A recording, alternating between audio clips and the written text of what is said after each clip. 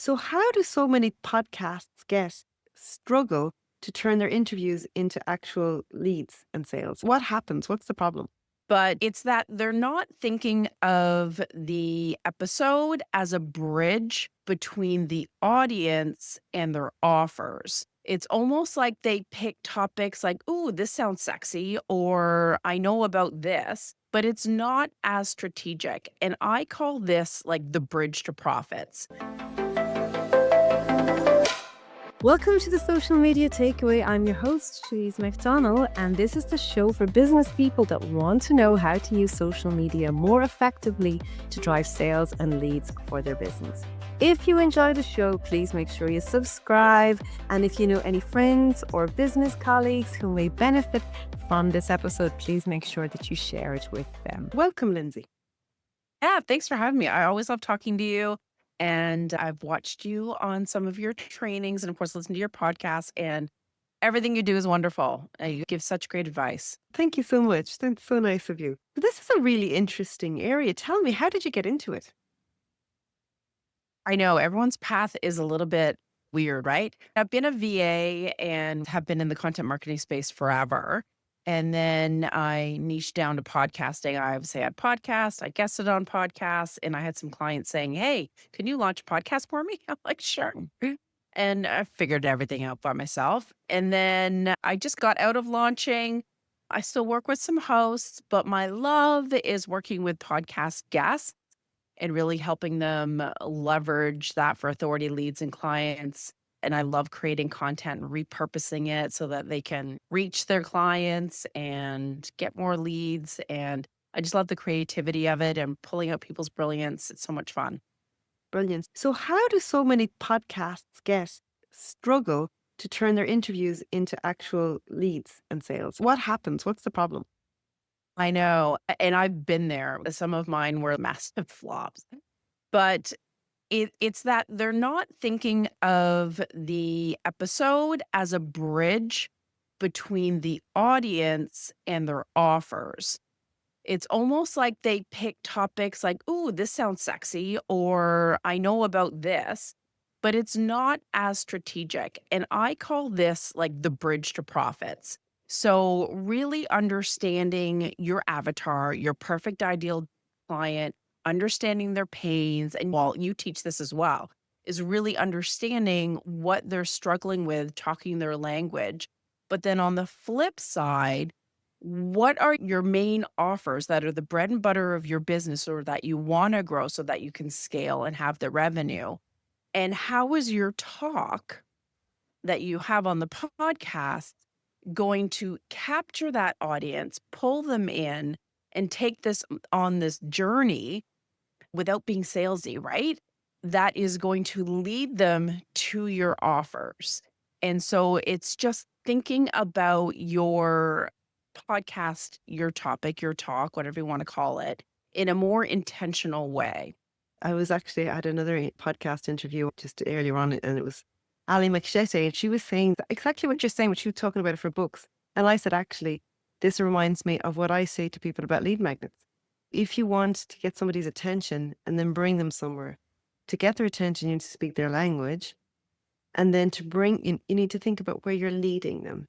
And if you get their attention, but it doesn't lead them towards your offer, that's exactly what you're talking about there as well. This is going to be easy for me to deliver, ask questions. I know they're going to provide value. And then the audience is, oh, they're going to give me 4 quick ways to take content marketing and get clients out of it. Yes, please. And again, I'm sure my title was a little sexier than that, but you get the drift. Yeah, very true. Because I think actually a few things happen as experts, right? As experts in our fields, we tend to know at a much deeper level what our potential customers need, right? And they may not recognize or even agree that's what they need. They know Uh-huh. what they want. And I suppose it's not to get caught up in talking about. They don't know that energy is part of the problem. So you can't lead with a title or a topic that talks about how energy will blah, blah, blah, because they don't talk that language. They're like, "Oh my God, I'm overwhelmed and my client attraction methods aren't working. I'm spinning my wheels. And so you really have to speak to the problem. And then as the conversation goes, then you bring up, hey, here's the real problem. Very true. So you talk about 4 common mistakes and how to fix them. What are these common mistakes and what should people do? For sure. So the first mistake was looking at podcast guesting, not just as a visibility or exposure. It's really thinking of it as that bridge between the pain and the offers. The second was the topics. So looking at the topics a little bit more strategically. Now, the third one is a little meatier, and it is where they think, oh, I just want the conversation to be organic. It is good to have back and forth in a normal conversation, but it's not to say that you can't have it be strategic. And I'll give an example. So one sheet can actually set you up for failure. Because if you look at a typical one sheet, there normally are 3 topics and say 7 questions. But those 7 questions are like 2 questions are from this topic, 2 questions are from another topic, and 2 questions are like about your journey or about your industry in general. And so what happens is the host by default will take that one sheet and ask all of those questions. And then the conversation is like all over the place. And you Yeah. end up not being positioned as an expert. The audience is super confused. And of course, nothing's being led to your offer. So it's, again, it's not strategic. So I use what I call an interview GPS. So it's a compass. So I craft interview questions for my clients. Just like you, Louise, you probably noticed I gave you very specific interview questions for our chat today. And really, as a guest, you can say, actually, Louise, before we get to this, I want to make sure that the audience understands this first. So is it okay if I talk about this before we get into that? So you can transition and help, again, guide that conversation. And this way, you have the ability of talking to the audience's pain. You have the ability of guiding that conversation to your offers and showcasing your authority in a really impactful way. Brilliant. So I'm just going to go back 1 or 2 steps there for you for a second. You spoke about a one-pager. So I know there's going to be lots of people listening in who won't even know what that is. So maybe tell us what that is. Yes, that's a great point. So a one sheet is usually a PDF. Sometimes it's a Google Drive document. Sometimes it's on your press page, but it's that one page that you tend to give people when you're pitching to be on the show. So it has your bio, your credibility. Let's say you're an author. It'll showcase your topics. And in some cases, some interview questions that they can ask, obviously, how to connect with you and all that good stuff, your website. I don't have a one sheet. I have a 2 sheet. Yeah, mine is 4. I'm like, it doesn't have to be one page, darn it. Or you can give the one sheet, but when you do book to be on the show, you can figure out which topic they're going to be wanting you to talk about on the show and say, hey, these are the interview questions that I think will really help you guide the conversation to make sure that I deliver the most content and the most value for your audience. And as long as the host has those interview questions, you're golden. So like, I suppose you're just really giving them a really good brief. When you're a host, you might look up at them on LinkedIn, you might check out their website, you might check out other interviews, but I think if you can give somebody a really nice, concise brief, which includes those questions, at least, as you said, you're letting them know where you want the conversation to go. So I think that's really excellent. And just another point to make, because people, experts, humans, everybody, sometimes we're so long and so expert in what we do that we can't see the wood from the trees. So that's why it's really good to get somebody like you on board, because you can ask the questions and you're understanding the topic because you're starting from scratch with it. And so you can pull that apart. So I think that's an important point to make, is that sometimes when you're trying to really get to the source or to the key of what it is you need to speak about, you're too close to it. You're too close to the topic. You can't see the wood from the trees. and you'll be talking about it and you understand it because you made it up and it's in your head, but the audience may not understand it. And so this is again that fourth mistake that you were talking about, and that is your talking points. Like you said, oh, I'll just show up. They'll ask me questions and I'll just answer them. I know my stuff. It's all good. You want your talking points to be intentional, but also be super clear and concise so that the audience understands it and it's easy to follow. You want them to nod their head going, "Oh, I didn't know that." Like you want them leaning in, right? And really listening and engaging with what you say.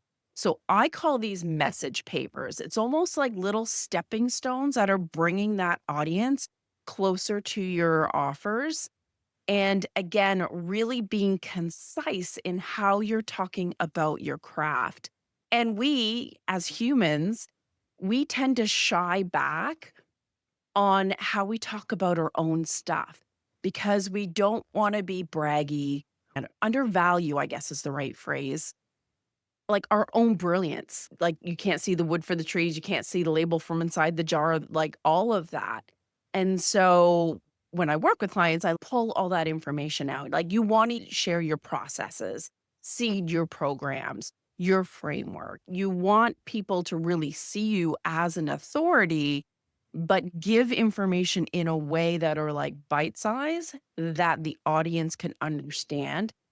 And it's really helping them solve that little problem. So they see you as a solution. So how you talk about it is super important. Yeah, it's so true. And you're an expert in what you do. You've forgotten what they don't know. Ah, yes. That's so important. And I'm hoping that you're passionate about what it is that you do. And like for me, like talking and helping guests, it's like my favorite thing ever. And I know the topics are the same, but it's a different conversation with every host that I have. The banter that we have or the questions that you ask, it's going to be different from somebody else. You become known for that thing. And you have different people coming into your audience or your community or whatever all the time. Some drop out, you get new listeners and people in your email list and what have you. So for them, it's for the first time. And you know this, Louise, sometimes people have to see things 5 different ways, 5 different times to all of a sudden go, I get it now. Or you just have to say it a certain way for them to get it. So it's that repetition, that consistency is so crucial. I'm like, it's so hard being an entrepreneur. You're like, what the heck am I going to post next week? What am I going to post the week after that? It's fabulous content that is all you and it's helping your audience. Why not repurpose it and pull out every golden nugget? Reels, shorts, carousels, put a blog on your website so people see, holy Hannah, look how many shows she's guesting on. She must be an expert, right? It's that whole credibility thing. And a LinkedIn article, an email to your list, but make sure you share tips. Don't just say, hey, I was on a show, go check it out. So it's so easy to use that. It's already made. And yes, you can push to your blog post. Again, you're pushing to your own website, not the hosts. Obviously, you want to give them props and showcase them, but you can use it to push it to your own lead magnets, your own offers, get people on the phone. So yeah, I'm all for leverage and repurpose, baby. Yeah. And what are your favorite tools at the moment? Ooh, that's a good question. I know I love tools. I love Chat GPT, I have to say, and I have the paid version. Don't use it as like gospel, but use it to generate ideas or like sexy phrases that are really good. You still need to bring that human element to it. And I know you teach that on your masterclass. And what other tools do I have? Cast Magic, I quite like for AI. Canva, obviously, for images and stuff. Recast, I like for videos, video clips. Yeah, I would say they're my top ones. Fantastic. I know you have a really nice free gift for us here today. Do you want to talk us through about that? Yeah, for sure. Thank you for asking. So if they go to leverageyourpodcast.com/clients, I actually have a brand new resource And this talks about those shifts and those mistakes that many podcast guests have. And if you change those mindsets and you shift, then you're going to be able to convert and get more ROI out of your podcast conversations. And so it touches upon a bit of the stuff that we talked about here today, but they also gain some extra insights as well. Brilliant. Great. So we will put the link to that in the show notes. But if people want to connect with you on social media, where can they find you? My favorite place is LinkedIn. I absolutely love LinkedIn. And of course, they can go to my website, smoothbusinesspodcasting.com, and find lots of resources, lots of podcast episodes with my Leverage Your Podcast show. And I'm always game for chatting with anyone. I love sharing info. It's been a pleasure chatting to you. I love the topic. Very interesting. People don't think about it enough, but they're leaving money on the table. They're wasting opportunities if they're not thinking about all of this. 100%. Yeah, thanks for having me on. I always love chatting with you. Thank you. That's it, everyone. That's another episode of the Social Media Takeaway. If you have some feedback, make sure that you tag us on social media. You'll find me under Sell on Social M, or on LinkedIn, you'll find me under Louise McDonnell. I'd love to hear your feedback and what you thought about the show. Make sure you hit that subscribe button so that you don't miss out on any future episodes. And if you know anyone who may be interested, be sure to share the show with them too. Thanks, everyone.